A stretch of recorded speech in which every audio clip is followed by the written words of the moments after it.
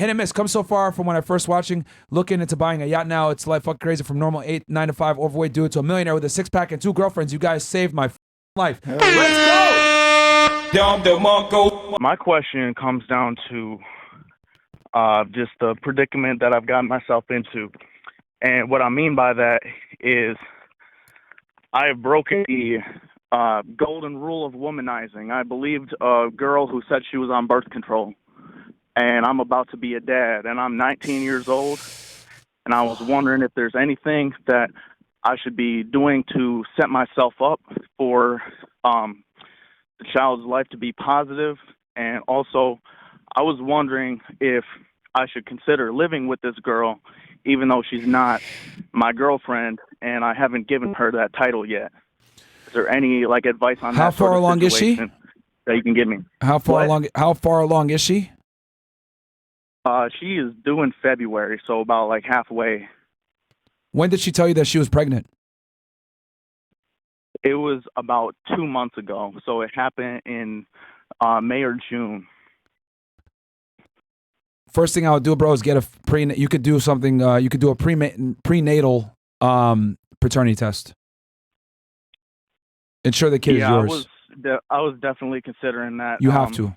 You have. That's not even. I don't know if it does end up being my kid. I do want to obviously be in its life, but I genuinely don't know if I want to live with her or not, because I know you guys advocating against living with women, and also she's not technically my girlfriend yet.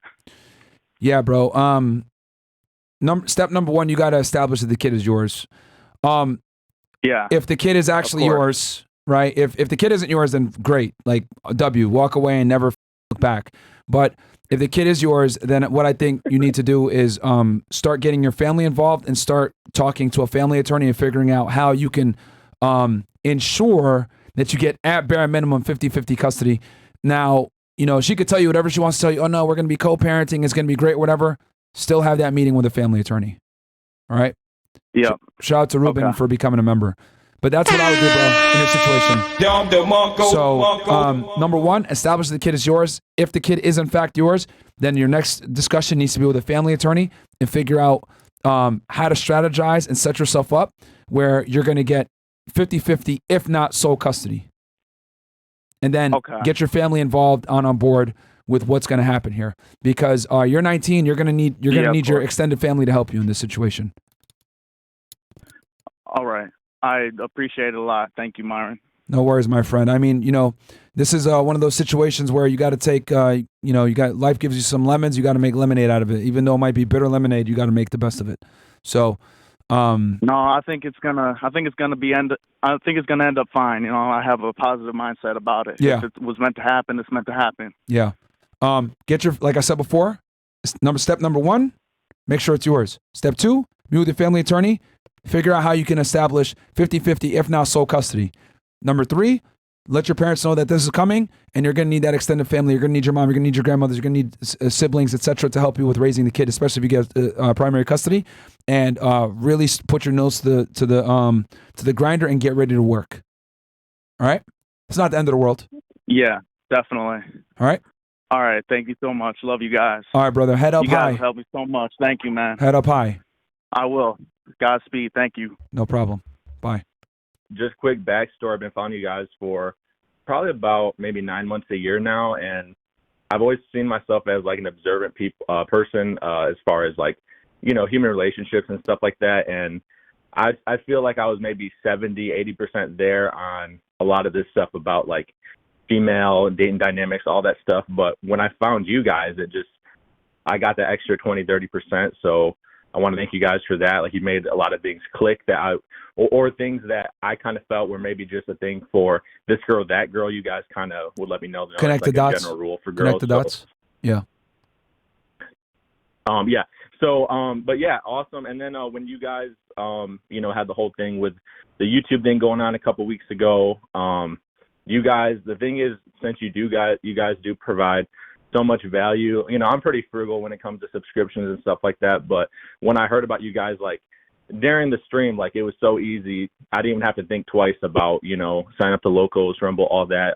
Thank you. And that's just a side effect you guys doing so much value. Yeah, no problem. So, my question is, I have been getting myself more into shape lately.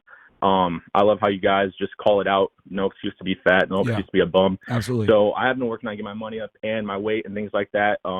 Working on that.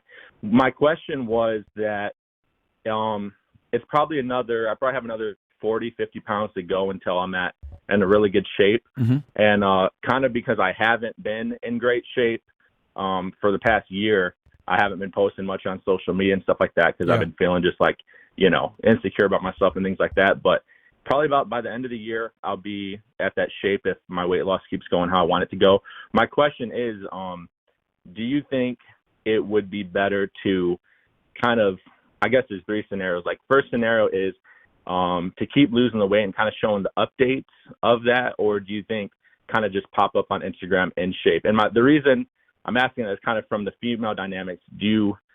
Would they rather just have a guy that's in shape, or would they kind of be grossed out by seeing a guy like, man, you let yourself go that bad before, or would they like to see the before and after? Does that make sense? Well, women wait at the finish line and pick the winners. So you can document your progress, but they're not going to care until you get the finished product. So it really comes down to you. Right, so I'm just going to give you options. You can choose what you want to do.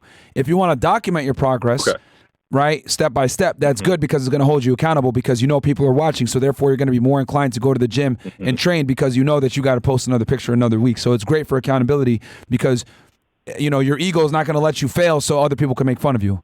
That's the positive. The negative is girls are going to see you see your fat side, and they're not going to give a fuck until you actually make it.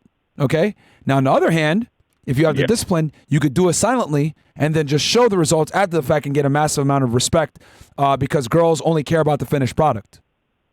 So those are your two options. It really comes down to your tolerance level of what you want to do.